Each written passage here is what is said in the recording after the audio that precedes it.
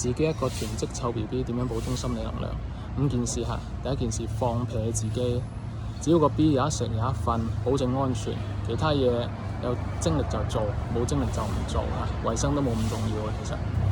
第二件事就係放低我哋嘅家庭責任，我哋每個星期最起碼揾一日，最起碼有一個鐘可以完全抌低屋企嘅所有嘢，放空自己啊，乜嘢都唔好理。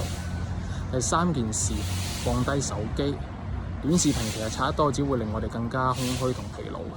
咁我哋無聊嘅時候，一般會點做呢？我嘅選擇其實係聽單詞同埋聽一啲小説。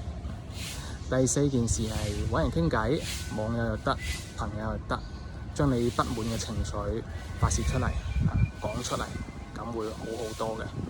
第五件事係獎勵自己，食餐好嘅，又或者係買件衫，每個月定時定候俾自己一啲少少嘅驚喜。因為喺生活裏邊，其實你最重要，你係第一，家庭其實排到第二㗎。